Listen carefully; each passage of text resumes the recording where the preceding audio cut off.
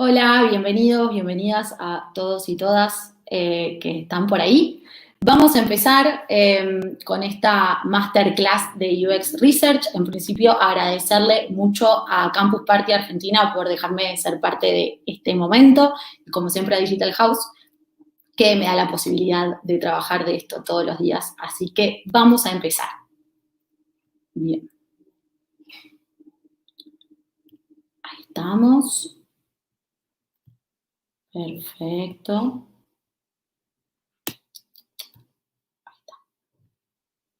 No sé si se está viendo.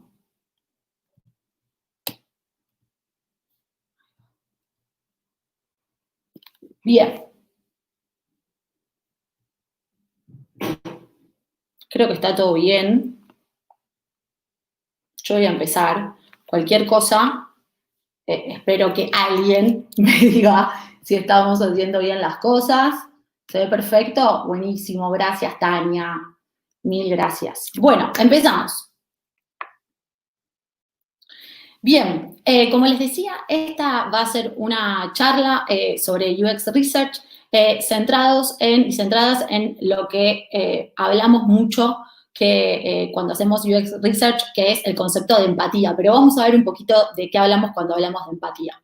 Primero me voy a presentar. Mi nombre es Ayelen Vázquez, soy profesora de diseño UX en Digital House.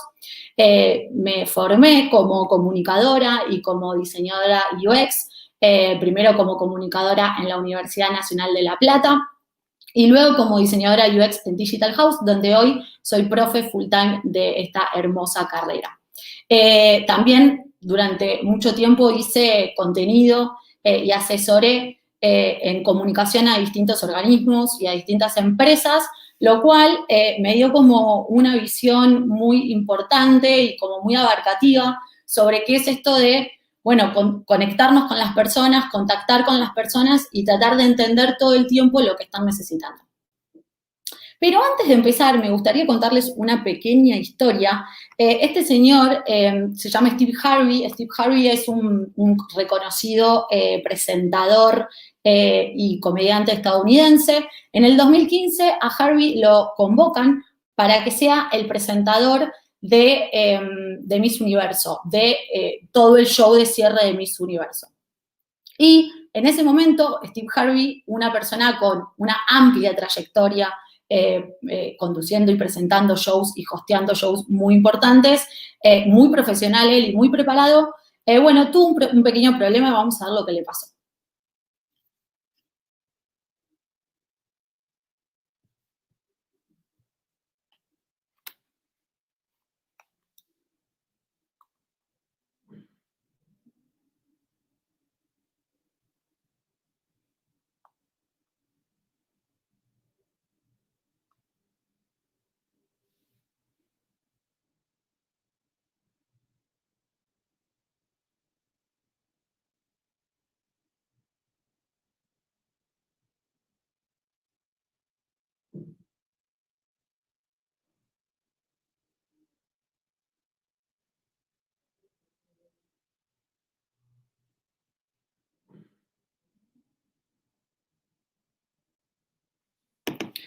Bien, bueno, un momento bastante incómodo para el caso, para Steve Harvey, pero sobre todo para la que había sido la ganadora, que no lo fue. En realidad, esta confusión generó una cantidad de momentos incómodos, de memes, de cataratas de memes durante mucho tiempo. Generó que mucha gente dijera, bueno, ¿qué le pasó a Steve Harvey? ¿Cómo fue que se equivocó así en el momento culmine de la charla? ¿Cómo fue que de repente hizo que estas mujeres que habían estado esperando por esto, hubieran estado esperando esto durante muchísimo tiempo, la pasaran realmente tan mal? Y después de que pasara lo que pasó, en realidad, lo que pasó justamente es que se empezó a reconocer lo que le había pasado a Steve Harvey durante ese momento. En realidad lo que le pasó a Harvey en ese momento es que le habían dado esta carta, esta tarjeta. Esta era la tarjeta que le habían dado a Harvey, donde él tenía que contarle a todo el mundo quién había sido la ganadora de Miss Universo, esto generó un montón de debate en el mundo del diseño porque se empezó a hablar de, bueno, cuál había sido el error, o sea, cómo había estado diseñada esa tarjeta, cómo había sido posible que Harvey, con tanta experiencia en el mundo de los shows y de las presentaciones en concursos y demás, hubiera cometido semejante error. Y obviamente empezaron a correr distintas opciones y un montón de personas y diseñadores y diseñadoras empezaron a decir, bueno, quizás tendría que haber sido así, o quizás tendría que haber sido así, este hubiera sido un diseño que hubiera evitado la confusión que vivieron durante todo este tiempo, o podría haber sido esta la carta, o quizás esta. Pero, más allá de todo el debate que hubo sobre el diseño de la tarjeta en sí, sobre cuántos cambios se le podría haber hecho a la tarjeta, cómo debería haber sido, a mí me gustaría que pensemos que en realidad acá lo que hubo fue un error humano, pero un error humano que no fue de Harvey, sino que fue de las personas que organizaron esto, pero simplemente no por cómo diseñaron la tarjeta, sino porque nadie se puso en el lugar de Harvey. Entonces, esta es la pregunta. ¿Cuál era el diseño correcto? Más allá de todas las elucubraciones y suposiciones que podemos hacer, quizás la pregunta hubiera sido mucho más importante. La pregunta mucho más importante que se podrían haber hecho es, bueno, ¿alguien se puso en el lugar de Harvey en ese momento? ¿Alguien se puso a pensar cómo hubiera leído él esa tarjeta? ¿Alguien le preguntó a él cómo era la tarjeta que tenía que leer? ¿Alguien pensó que en ese momento quizás esta persona, aunque fuera muy profesional, se pudo haber puesto nerviosa y pudo haber trastabillado por justamente no poder pensar esto antes de llegar a ese momento? Entonces, hoy vamos a hablar de la empatía, ¿sí? La empatía es una palabra que está como muy de moda en el mundo del diseño y del diseño de UX, del design thinking, pero más allá de ser una palabra bonita, como es el nombre de la charla, también tiene que ver con entender que la empatía es parte de un proceso mucho más grande y que tiene que ser un valor que guíe nuestro trabajo durante todo el proceso de diseño. Pero antes, vamos a poner las cosas un poquito en contexto. ¿Qué entendemos por diseño? ¿Qué entendemos en general por diseño? Bueno, en realidad, cuando los diseñadores UX hablamos de diseño, muchas veces nos pasa que piensan que somos todos, que provenimos de carreras como diseño visual o diseño industrial, que sí, que hay muchísimos diseñadores que vienen de ese mundo, pero en realidad nosotros entendemos el diseño como algo un poco más amplio. Acá citando a John Maeda, que es un teórico profesor del MIT muy conocido, nos gusta pensar eso como si bien el arte viene a hacernos preguntas todo el tiempo, el diseño está buscando problemas, porque la base del diseño es solucionar problemas. Y el propósito general del diseño es justamente proyectar soluciones a problemas puntuales. Pero acá vamos a hacer como otro parate. Todas estas carreras están trabajando justamente sobre el diseño. Son todas carreras proyectuales, son todas disciplinas proyectuales que trabajan para proyectar estas soluciones a problemas puntuales, pero no son problemas puntuales de los diseñadores, sino son problemas de otras personas. Y quiero que se queden como con esta parte, como problemas de otros, porque ahí está la clave de por qué es tan importante generar y trabajar la empatía cuando estamos hablando de diseño. Tradicionalmente, el diseño tiene una metodología o ha tenido una metodología lineal, donde nosotros como diseñadores o los diseñadores lo que hacen es analizar un problema, definir cuál es realmente el problema que tienen estas personas, diseñar una solución para el problema de estas personas y luego publicarlo. Ahora, fíjense que en ningún momento aparecen los usuarios reales de los productos o servicios o de las soluciones que generemos en esta metodología. En cambio, el diseño centrado en el usuario, que es el proceso de trabajo sobre el que estamos hablando, por eso me pareció importante que lo pongamos en contexto para entender de dónde viene esto, lo que hace es incorporar al usuario, incorporar a las personas en el proceso de trabajo, entendiendo que sin la incorporación de las personas que realmente van a utilizar estos productos o diseños va a ser muy difícil entender realmente qué es lo que les duele, cuáles son sus problemas, dónde están esos puntos de dolor que tenemos que atacar.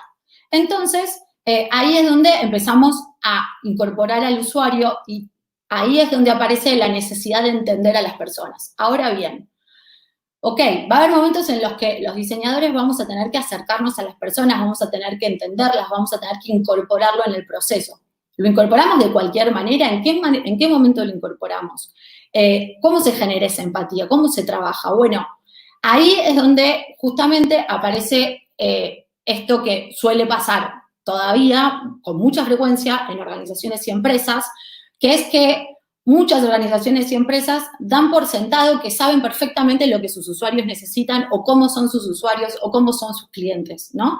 Y en realidad, muy pocas, ahora cada vez más, porque obviamente el diseño de experiencia de usuario empezó como a plantear estos problemas y por suerte las empresas y las organizaciones están cada vez más abiertas a hacerlo, pero en realidad lo que nos tendríamos que preguntar es cuánto creemos que sabemos sobre nuestros usuarios y no dar nada por sentado.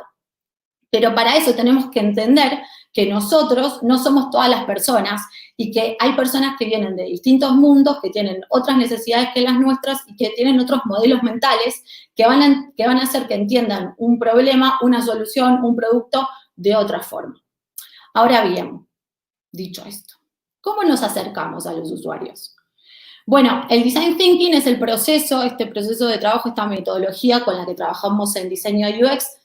Nosotros trabajamos con la metodología de la Escuela de Diseño de Stanford, que tiene estas 5 etapas. Hay un montón de formas de abordar un proceso de Design Thinking, hay muchos sistemas diferentes, pero básicamente la mayoría o todos los procesos están de acuerdo en que se tienen que atravesar estas 5 etapas, pasando desde la empatía, luego para poder definir realmente cuál es el problema que tenemos que atacar, idear una solución, prototipar esa solución, luego evaluarla. Y como verán, es una metodología cíclica e iterativa. Esto nunca termina. Y la empatía está en el momento cero del diseño. O sea, así de importante es la empatía. Empatizar con nuestros usuarios va a ser una pata fundamental a la hora de, por supuesto, entenderlos y saber para quién tenemos que diseñar y conocer qué es lo que piensan y lo que necesitan. Entonces, teniendo en cuenta esto, vamos a decir que empatizar es el primer paso para abordar nuestro problema o el problema que tengan estas personas y es un desafío, es un cambio de paradigma. ¿Por qué? Porque pone en juego nuestra capacidad de entender la experiencia del otro desde su perspectiva, ¿sí? Y eso es muy importante, entender a las otras personas desde su perspectiva, dando por sentado que todos pensamos de formas distintas, aunque compartamos algunas cosas. Y esto es lo que les quería decir al principio con el ejemplo de Harvey, como no diseñes para vos, vos no sos todos los demás. Y eso es algo que tenemos que entrenar todo el tiempo a los diseñadores, porque lo que pasa muchas veces es que creemos que sabemos, las personas en general es un sesgo que tenemos, creemos que sabemos lo que le pasa al otro, cuando en realidad el diseño de experiencia de usuario lo primero que te dice es anda a preguntarles. UX Research, entonces, es esta disciplina, específicamente hablando, investigación es la disciplina que se centra en investigar, comprender el comportamiento de las personas, sus necesidades y motivaciones, ¿sí? Muy importante énfasis en esto, en comprender comportamientos, en ir a buscarlos en la medida de lo posible a sus contextos para saber qué necesitan y por qué hacen lo que hacen, por ejemplo. Se basa en técnicas de observación, análisis de tareas y otros métodos para obtener feedback directo de usuarios y stakeholders. Cuando hablamos de usuarios y stakeholders, acá es donde empezamos a entender que en realidad, como diseñadores, vamos a tener que empatizar tanto con el usuario real, con el usuario final, con el cliente, como con las personas que están adentro de nuestra organización, o sea, los stakeholders, con personas que están interesadas en el tema, pero que quizás no lo van a usar. Y esto es súper importante. ¿Por qué? Porque si solo nos centramos en el usuario y no pensamos que hay otras personas dentro de la organización que tienen otros intereses, también vamos a cometer errores. Entonces, el diseñador es esa especie de puente que está ahí en el medio, negociando con distintos intereses, con distintos modelos mentales, pero siempre logrando o intentando lograr que ese producto satisfaga las necesidades de los usuarios y los objetivos del negocio, ¿sí? Y muy importante entender que como diseñadores muchas veces vamos a tener que cambiar de perspectiva y entender que, como decimos acá, el diferencial está en los detalles, y para eso les quería mostrar un caso. Hace unos años, IDEO, una de las consultoras más importantes de Design Thinking en el mundo, recibió un pedido por parte de Banco Francés, de BBVA, para rediseñar cajeros, ¿sí? Lo que hizo IDEO fue empezar un proceso de design thinking basándose justamente en empatizar, en investigar, en comprender. Hicieron entrevistas, hicieron investigaciones con usuarios de cajeros, de distintos tipos de usuarios de los cajeros automáticos, y lo que descubrieron es que había un gran porcentaje de emocionalidad, una carga de emoción muy fuerte a la hora de usar los cajeros automáticos. Y ahí comprendieron que el contexto emocional era fundamental justamente para comprender el momento en el que las personas tenían que usar estos cajeros, ¿ok? Y lo que dijeron es, bueno, el contexto de uso predispone a la frustración, predispone al error, porque las personas están apuradas, porque se ponen nerviosas, porque quizás no dominan esta máquina por completo, porque obviamente están haciendo una transacción rodeados de otras personas que implica dinero, eso les genera ansiedad. Bueno, ahí empezaron a entender que quizás el problema no estaba en la máquina en sí o en el artefacto en sí mismo, sino en lo que ese artefacto le generaba a las personas. Y propusieron un enfoque donde obviamente la perspectiva fuera cambiar el ángulo en el que los cajeros estaban en relación a las personas para poder generar una igualdad de condiciones. Las personas decían, siento que el cajero me domina, no lo entiendo, no sé qué quiere hacer. Bueno, toda una cuestión que tenía que ver con el cajero tiene poder sobre mí, esta máquina tiene poder sobre mí. ¿Cuál fue el enfoque que eligieron? Bueno, les mostramos esto no porque queremos hablar de películas o que quiera hablar de películas especialmente, aunque me encantan, pero sí porque este fue el enfoque que usó IDEO.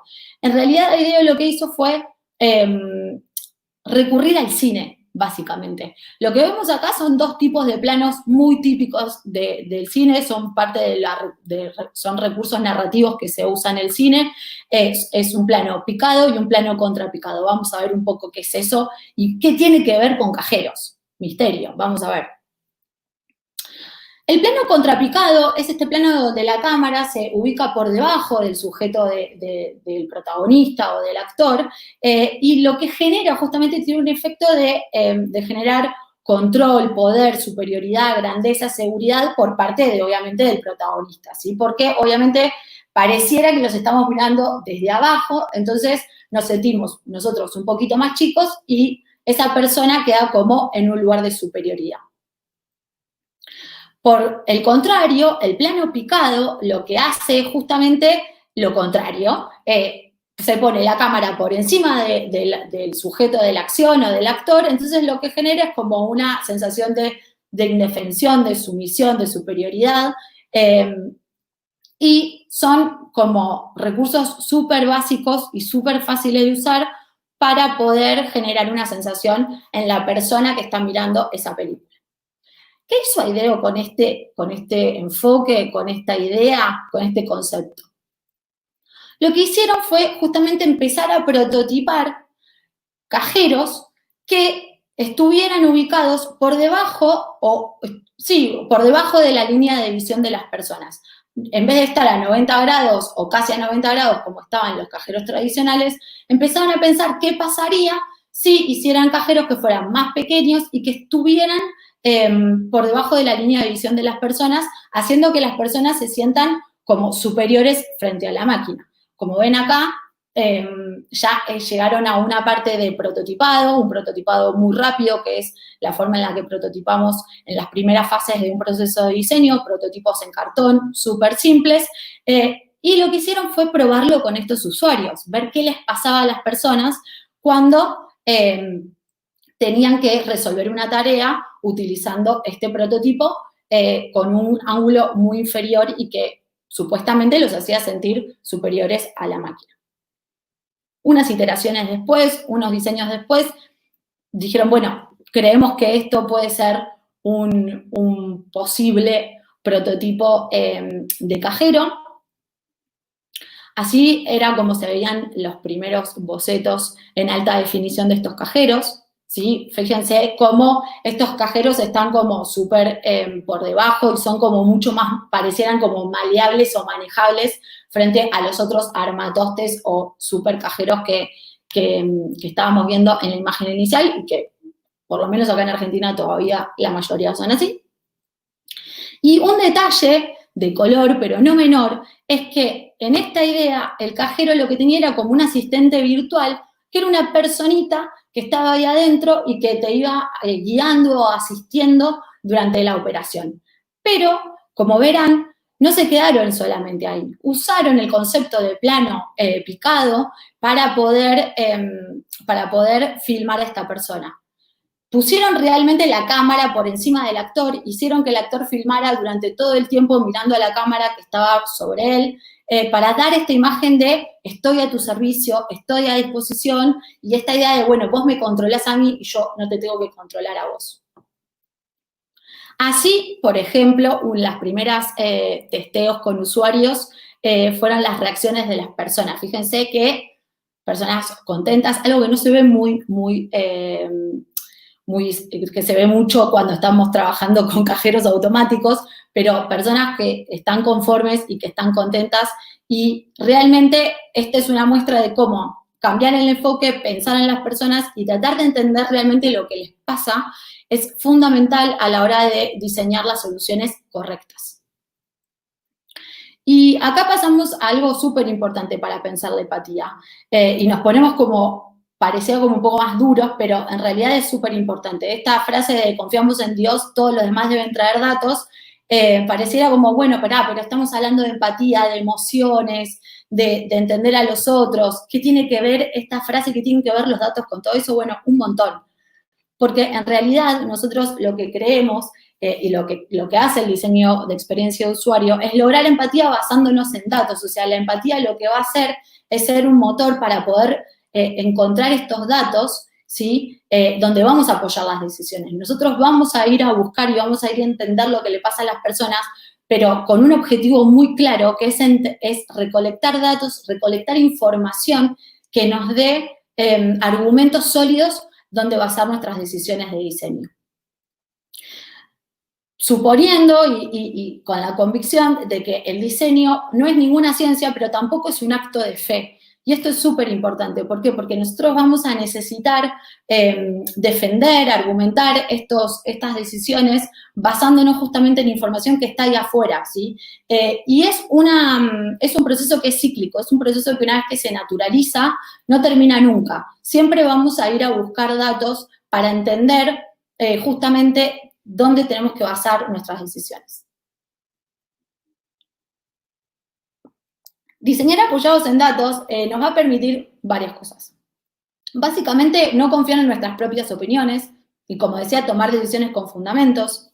Evitar debates y discusiones innecesarias dentro de los equipos de trabajo. Muchas veces pasa que tenemos discusiones que se dan y que no terminan nunca, que son súper largas y que están basadas en suposiciones que no están fundamentadas en ninguna información concreta que hayamos obtenido del contexto. Y sobre todo eliminar prejuicios. Esto que decíamos al principio, bueno, alguien dio por sentado que Harvey iba a leer esa tarjeta de una sola forma. Que él iba a entender esa tarjeta solamente porque estaba diseñada por un diseñador. O que, bueno, ¿cómo no lo va a entender? Esta idea de, ¿cómo no va a entender la tarjeta? Bueno, nadie hizo la prueba de darle esta tarjeta a Harvey y decirle, bueno, a ver, vos cómo la leerías y entender y ponerse en su lugar. esto es fundamental. Cuando decimos datos, no solamente estamos pensando en datos duros, sino también en ponernos en el lugar del otro para convertir esa experiencia justamente en información que nos enriquezca. Y hablando de datos, en UX Research nos basamos básicamente en dos tipos de metodologías que después nos van a dar un montón de herramientas, ¿sí? Tenemos por un lado la metodología cuantitativa. Esta metodología cuantitativa nos va a permitir tener herramientas o trabajar con herramientas que son confirmatorias y deductivas, o sea que nos permiten confirmar hipótesis o deducir hipótesis, responden qué, cómo y cuándo está pasando. Son fáciles de medir, ¿sí? Porque las metodologías cuantitativas, o sea, todo lo que tenga que ver con datos numéricos, van a permitir justamente, además por estar automatizadas, darnos información que va a hacer que esa medición sea mucho más ágil. Y después tenemos la metodología cualitativa, ¿sí? A grandes rasgos, la metodología cualitativa en contraposición a la cuantitativa es exploratoria, ¿sí? Es una fase, se usa mucho más en fases exploratorias del proceso de diseño, nos ayudan a entender por qué pasan las cosas, pero por otro lado también son un poco más difíciles de medir porque obviamente tienen algunas variables que no se pueden tabular, ¿sí? Y además necesitan de personas humanas, no se pueden automatizar. Vamos a ver por qué. ¿Qué podemos observar? Bueno, con una herramienta cuantitativa vamos a poder entender qué está pasando, cuándo está pasando, cómo está pasando o cómo pasa y a quién le pasa. Mientras que con una herramienta cualitativa vamos a poder entender por qué pasa, qué piensan las personas y lo que sienten. Estas dos metodologías es muy importante entender que no se excluyen, no son mutuamente excluyentes, sino todo lo contrario, son complementarias. Cuando trabajamos en un proceso de diseño, tenemos que ir, todo el tiempo vamos a estar como saltando entre una metodología o entre una herramienta cuantitativa y una herramienta cualitativa, porque, como verán, nos van a dar datos súper distintos, pero que son necesarios complementar. Ahora bien, ya sabemos o entendemos que hay dos tipos de metodologías y dos tipos de herramientas para extraer datos de la realidad, para entender lo que les pasa a las personas, para saber quiénes son esas personas, por ejemplo, o dónde están. Ahora, ¿de dónde sacamos esos datos? Bueno, hoy les quiero hablar en particular de dos herramientas que son súper importantes, que son la encuesta y la entrevista, ¿sí? Como les decía recién, tanto la encuesta como la entrevista se usan en distintos momentos del proceso de diseño. No necesariamente uno tiene que utilizar la encuesta al principio o al medio o al final y la entrevista de la misma forma, sino que a medida que vayamos entendiendo lo que necesitan las personas, a medida que vayamos atravesando distintas fases del proceso de diseño, vamos a poder aplicar una u otra, ¿sí? Es súper importante que sepamos esto que decíamos recién. No nos van a dar los mismos datos. No le podemos pedir a una encuesta que nos dé los mismos datos que una entrevista. Porque obviamente con una encuesta vamos a poder saber un montón de información, por ejemplo, demográfica, o podemos saber qué dicen las personas, pero no vamos a saber por qué lo dicen, ¿sí? Eso lo vamos a ver en unos minutos, pero es súper importante que entendamos esto. Una entrevista, como una entrevista a grandes rasgos, digamos, se realiza a un sujeto en estudio, a una persona en particular. También se le puede hacer a un grupo de personas, lo que se conoce como grupos focales, pero en particular una entrevista se realiza a una sola persona y es una comunicación entre la persona que investiga y este usuario, este stakeholder, esta persona que tiene que ver con nuestra problemática y que nos va a ir contando lo que le pasa en función de las preguntas que le hagamos. Una encuesta se realiza a una muestra de la población estudiada.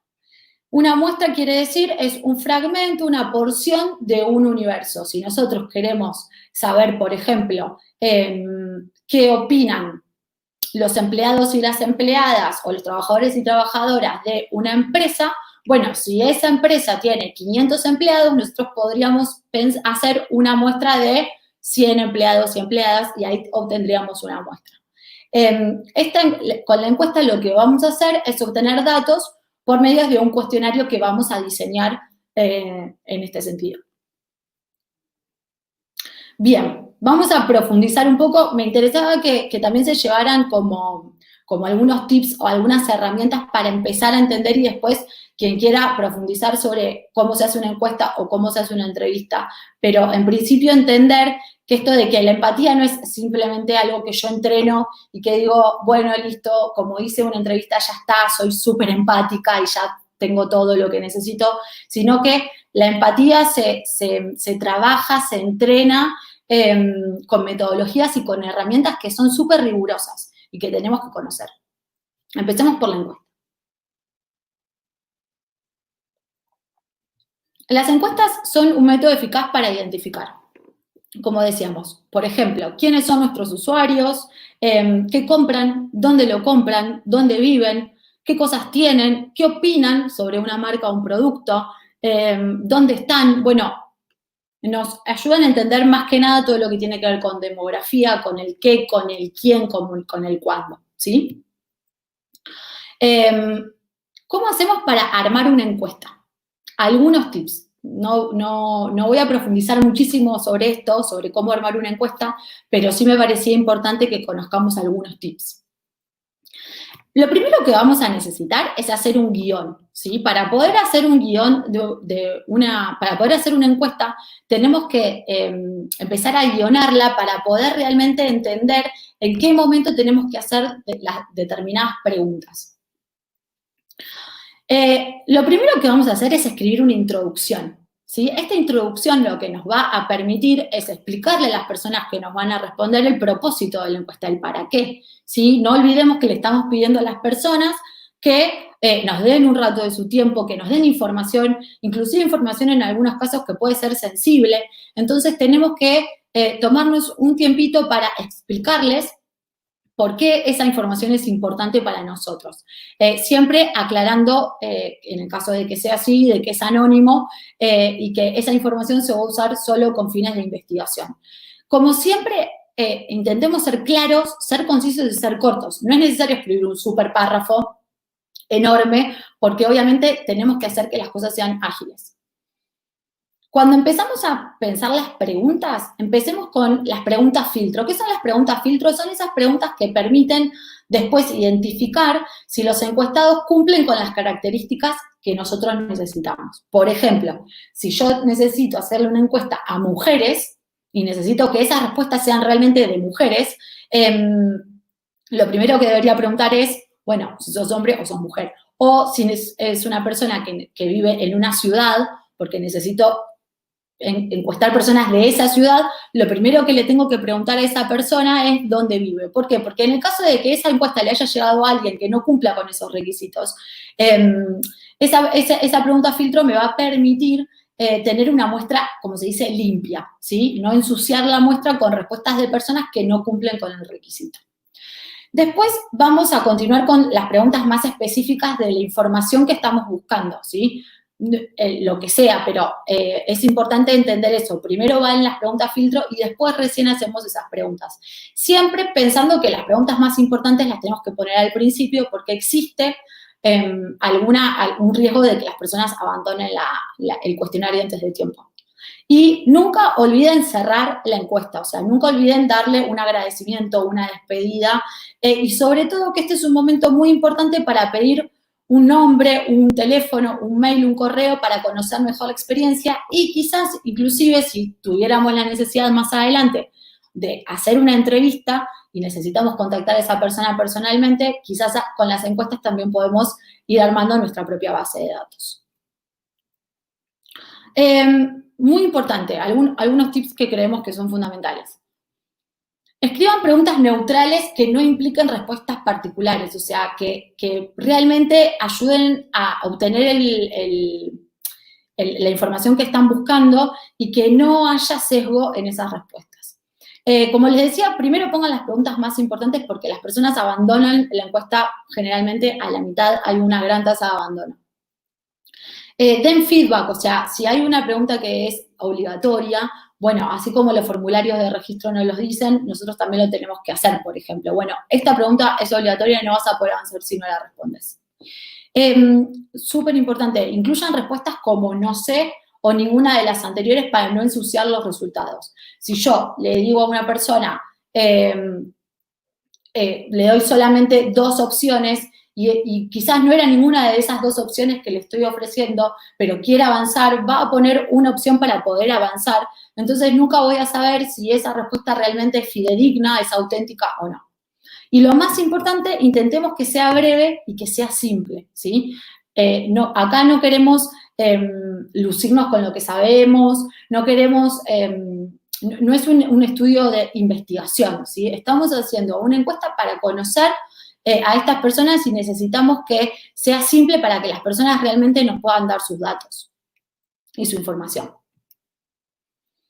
Pasamos a la segunda herramienta fundamental en todo proceso de research en UX, que es la entrevista, pero desde el foco de UX, ¿sí? Y acá les quería mostrar o contar también un caso muy particular. Hace muchos años, unos investigadores, que son Richard Nisbett y Timothy Wilson, querían saber cómo procesaban las personas la información y cómo eran estos procesos cognitivos que hacían que diéramos ciertas respuestas a ciertos estímulos. Entonces, juntaron un montón de personas adentro de una sala y les ponían en una mesa 4 pares de medias.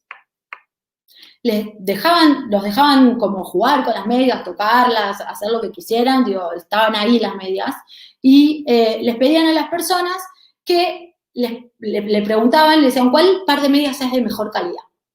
Era la única pregunta que le hacían. Las medias estaban ahí y ellos tenían que responder eso. ¿Qué creen que pasó? Bueno, les voy a contar. La mayoría de las personas, el 40%, dijo que el par de medias número D, el par de medias D era el de mejor calidad. Ahora bien, hay un truco acá. En realidad todas las medias eran iguales. No había ninguna diferencia entre el par de medias A, el B, el C y el D.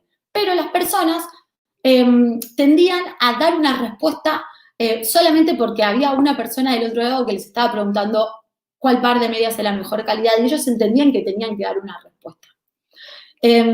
Y eso, más allá de un montón de conclusiones que podamos sacar sobre, bueno, cómo procesamos información o por qué, por ejemplo, fíjense que acá solamente sabemos que el 40% dijo que el par de medias D era el mejor, pero no sabemos por qué, ¿sí? Porque esto es un dato cuantitativo. Si quisiéramos saber por qué, tendríamos que haber ido a hacerle entrevistas a estas personas, por ejemplo.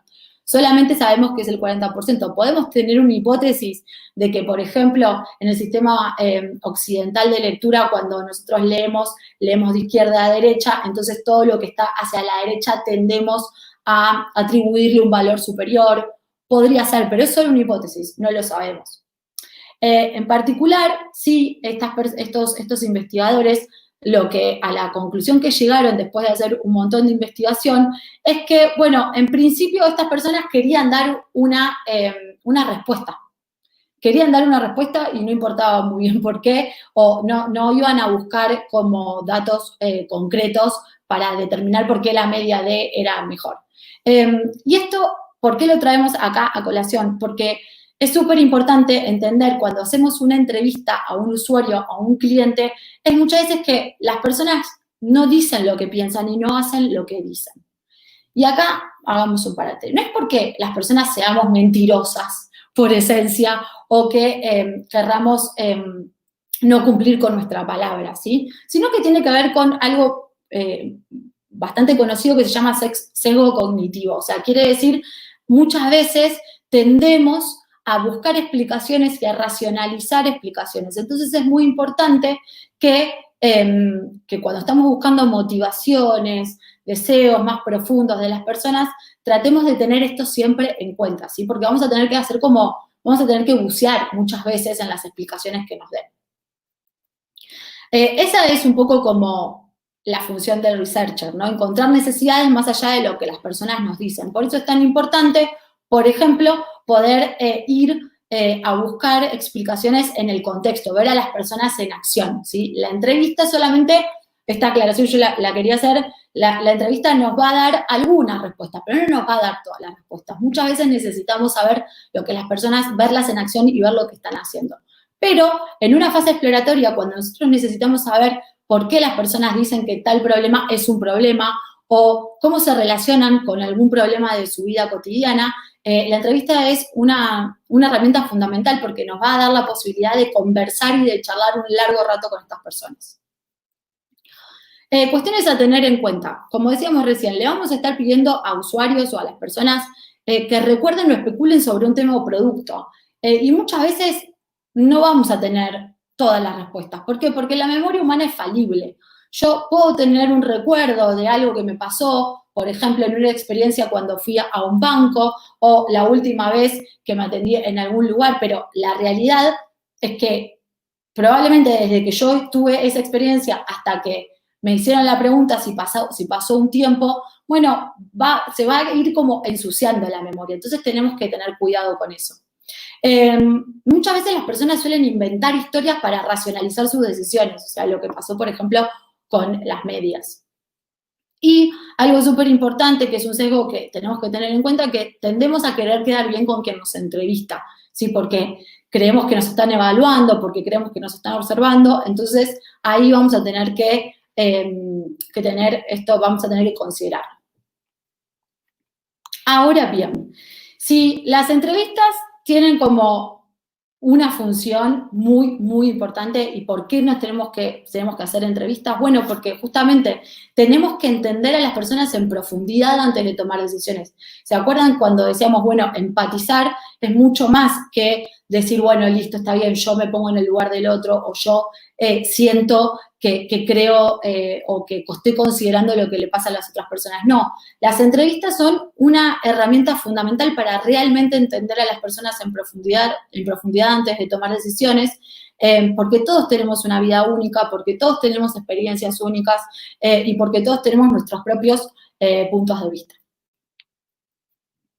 Y acá es súper importante para poder tomar el próximo paso. La entrevista nos va a permitir entender comportamientos y motivaciones, ¿sí? Algo que no podemos hacer con las encuestas, pero seguramente tampoco vamos a hacer con nuestras propias suposiciones, ¿sí? Desde ya no podemos tomar nosotros en diseño decisiones basados únicamente en nuestras propias suposiciones. ¿A qué nos ayuda la entrevista? Bueno, nos ayuda a aprender sobre deseos, como decíamos, experiencias previas, cosas que las personas ya vivieron y que nosotros queremos saber cómo se relacionaron con eso. Nos ayudan a generar ideas, a expandir, a mejorar nuestro producto actual, justamente porque nos abren la cabeza, porque nos abren la mente, porque nos muestran otros mundos que capaz no conocíamos. Y sobre todo crear productos que tengan un valor real para los usuarios. Y esto es súper importante, no dar por sentado que las personas necesitan algo solo porque, como soy el creador de ese producto, lo sé, ¿sí? Realmente ver cuál es el valor real que los usuarios le están dando a un producto existente o a un producto nuevo. Vamos a poder empatizar, vamos a poder entenderlos, vamos a saber cómo se comportan frente a un problema o una situación y vamos a poder poner nuestras hipótesis desde una mirada cualitativa, desde una mirada un poco más blanda, un poco más centrada en las personas. Y acá quería recordar a una periodista que es Jackie Vanasinski. Ella siempre cuenta la historia de cuando entrevistó a la primera mujer que había ido en una expedición al Polo Norte. Ella había ido, esta mujer que ella tenía que entrevistar, era una mujer a la que le habían hecho un montón de entrevistas y ella fue a hacerle una entrevista con un montón de miedos porque no sabía qué preguntarle. Entonces, cuando estaba por salir a hacerle la entrevista a esta mujer, que seguramente tendría un montón de anécdotas para contar, le pregunta a un compañero de la redacción del diario donde trabajaba, bueno, ¿vos qué le preguntarías? Y su compañero le dice, mirá, yo la verdad es que escuché que en el Polo Norte hacen 40 grados bajo cero. La verdad es que yo le preguntaría cómo hacía para hacer pis. Y Jackie dijo, no, pero esa pregunta no está bien, esa pregunta es bastante boba. Y se fue, y llegó a la casa de la mujer y se puso a hacer la entrevista y le hacía las preguntas que ella había pensado Y probablemente esas preguntas eran las mismas que le habían hecho un montón de otras personas y veía que la entrevista no avanzaba. Que la mujer respondía con monosílabos, que estaba como dura, que estaba incómoda. Entonces Jackie dijo, bueno, pará, tengo que empezar todo de nuevo, ¿qué hago? Y se acordó del consejo de su compañero y le dijo, mira, antes de salir para acá, me preguntaron, me hicieron esta pregunta y a mí me pareció bastante estúpida, pero te lo voy a preguntar. Le hizo la pregunta que le había recomendado su compañero y ella cuenta siempre en esta anécdota que a partir de ahí la entrevista se abrió un montón, que la persona, que esta mujer dijo como, bueno, esta es una pregunta que nunca me habían hecho, y de ahí saltaron a hablar de su vida personal, y de ahí a cuestiones mucho más profundas que tenían que ver con una mujer en una expedición al Polo Norte. Bueno, en fin, la moraleja de todo esto, según Jackie, es en una entrevista la única pregunta estúpida en la que debimos haber hecho y no hicimos. ¿Qué quiere decir esto? No estemos preocupados por quedar bien o por demostrarle a la persona que estamos entrevistando cuánto sabemos sobre un tema. No nos tenemos que lucir nosotros. En la entrevista lo más importante es generar un contexto donde esa persona se sienta cómoda, donde esa persona sienta que realmente nos importa lo que nos está diciendo, que nos interesan sus puntos de vista y sus pensamientos, y que no tengamos miedo de preguntar. Muchas veces en Digital House, cuando damos el curso de diseño UX, nos preguntan qué habilidades tiene que tener un researcher para triunfar o para realmente poder trabajar como researcher en el mundo del diseño UX. Spoiler alert, si bien hablamos un montón recién sobre técnicas y sobre entrevistas y de cómo hacer una buena encuesta, bueno, me quería ir con esta conclusión, con esta reflexión. No tiene que ver tanto con ser expertos en encuestas o ser el mejor entrevistador. Ante todo, lo que vamos a necesitar siempre es mucha curiosidad, muchas ganas de aprender sobre el mundo, de aprender sobre los otros, de entenderlos y paciencia, ¿sí? Porque muchas veces vamos a estar en momentos de una encuesta o de una entrevista, sobre todo, donde pensamos que las cosas no van a salir y cuando parece que no tenemos nada por descubrir, ahí aparece un insight que lo cambia todo, así que siempre confiemos en lo que las personas tienen para decirnos. Así que, sin más, muchas gracias. Terminamos. Creo que estamos bien de tiempos. Creo que estamos bastante bien. Ahí tienen mi email. El que quiera escribirme, encantada de responder alguna pregunta que les haya quedado sobre lo que vimos recién. Así que yo voy a dejar de compartir. Es muy raro esto de hablarle a la cámara y no tener feedback. Así que no sé cómo estamos. Si alguien tiene alguna pregunta.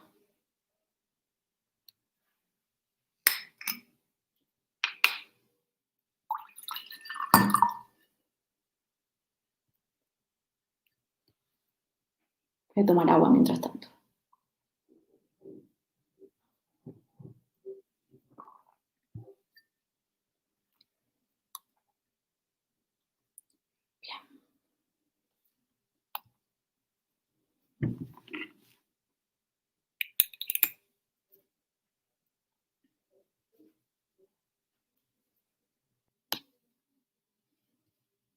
Tania.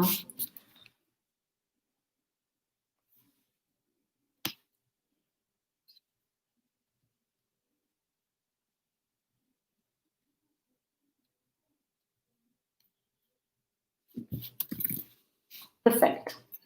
No hay preguntas del público. Bueno, eso es bueno, en parte.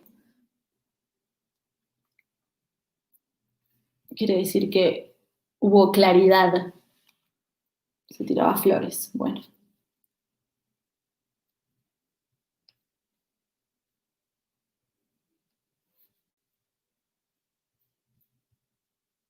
Vamos a esperar unos minutos más a ver si aparece alguna pregunta.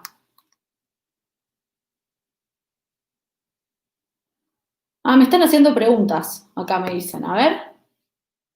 ¿Cómo podríamos presentar los resultados de la investigación para que los stakeholders puedan empatizar con los resultados y con sus futuros usuarios? Una pregunta de Adela. Hola, Adela. Perfecto. Ah, ok, sí, me las tienen que leer porque yo no las veo. Por suerte tengo acá gente muy, muy hermosa que me está mandando las preguntas. Yo no las estoy viendo. Bueno, así que, ¿cómo podríamos presentar los resultados de la investigación? Súper importante. Gracias, Adela. Es muy importante que entendamos primero a nuestra audiencia. No es lo mismo si es una persona que sabe diseño que si es una persona que no sabe nada, si es una persona que está más interesada en la pata de negocios, si es una persona que está más interesada en entender motivaciones. Primero entender a la audiencia, clave. Fundamental poder presentar estos datos de una forma que se entienda, que sea que sea simple, ¿sí? Que no me haga pensar mucho, que yo pueda llegar a los datos de una forma concreta y que realmente me permita a mí entender en un solo pantallazo lo que está pasando. Así que es súper importante que podamos presentar esos datos de forma ágil, centrados en la audiencia, o sea, cuando nosotros hacemos diseño centrado en las personas, lo tenemos que llevar a todo nuestro proceso de trabajo. La presentación de resultados es súper importante. Entonces, si tenemos muchos datos numéricos, bueno, tratar de sintetizarlos y de priorizar cuáles son los más importantes. Eso es fundamental, ¿sí? Porque probablemente no vamos a tener mucho tiempo. Entonces, ¿qué es lo más importante? ¿Qué es lo que genera más impacto? ¿Y qué es lo que va a hacer que estas personas entiendan, por ejemplo, dónde está el problema o por qué está pasando?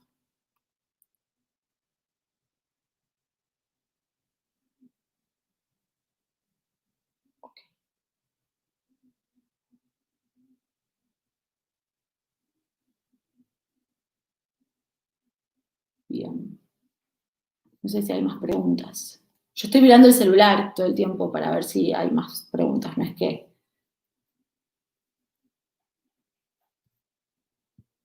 Ok.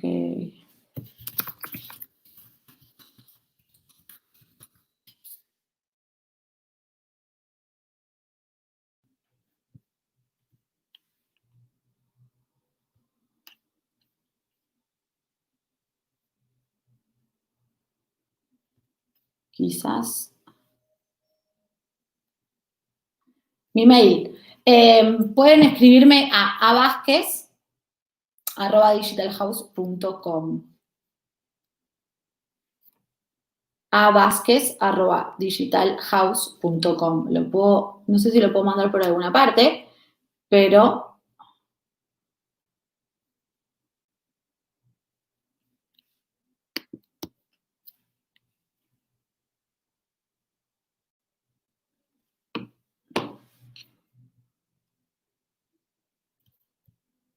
a ver, te lo pasamos.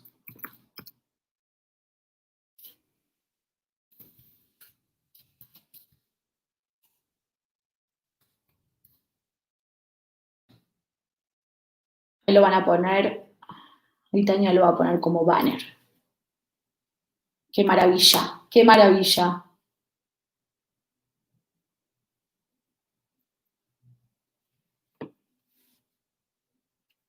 Genial.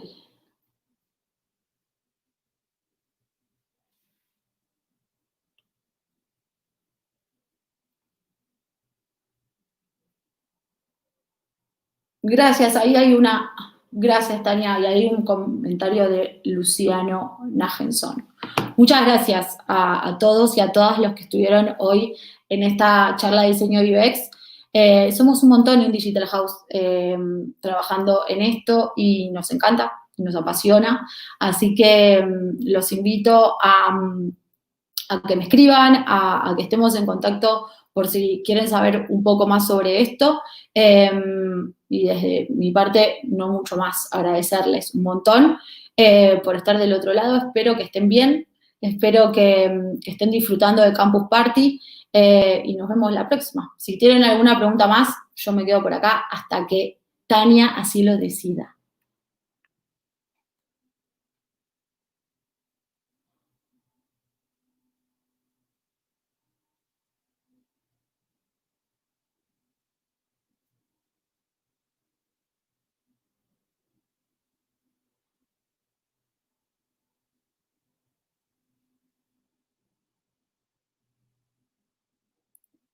Ahí alguien me estaba preguntando si esto va a quedar,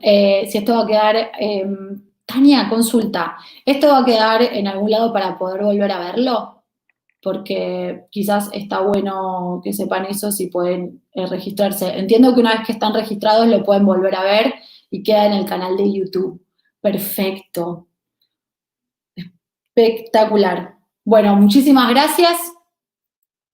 O en la plataforma On Demand, me dice Tania. Espectacular. Bueno, lo pueden volver a ver en el canal de YouTube o en la plataforma On Demand. Gracias a todos y todas los que estuvieron de ahí. De nuevo, de mi parte, lo que necesiten. Estamos a disposición para hablar de este tema. Que tengan un hermoso fin de semana. Saludos.